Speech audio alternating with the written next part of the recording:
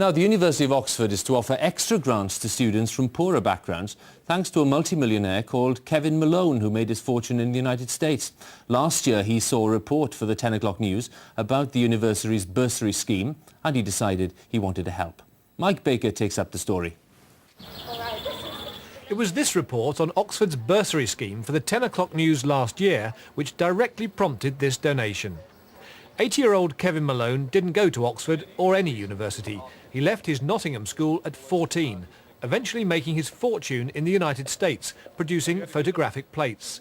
He'd been looking for a worthy educational cause when he saw my report.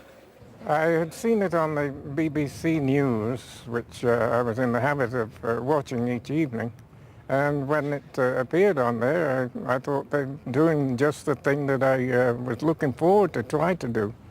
I knew that they had more facilities for this sort of thing, and I was delighted to get in touch with them.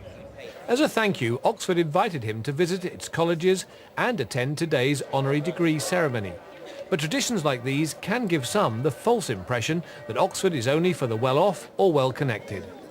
Sort of one step further in your learning. That's why undergraduates run open days like this, targeting inner-city youngsters who wouldn't normally consider Oxford.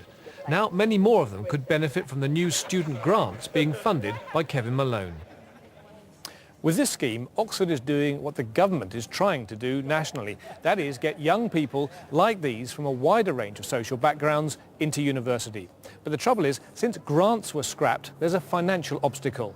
And that's what Kevin Malone's money is intended to help overcome. Today's visitors included some from Mr. Malone's former home, Nottingham. They welcomed the bursaries. I've thought about staying at home to go to a university in Nottingham where I live, just because I can't afford it. But obviously now new opportunities are coming along that might enable me to come to a university like this, which obviously would be fantastic for me. Meanwhile, some advice for the next generation.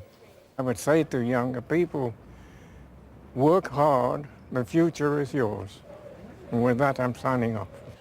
Mr. Malone says he'd have loved to have gone to Oxford, but he'll get real pleasure from helping others do so instead. Mike Baker, BBC News, Oxford.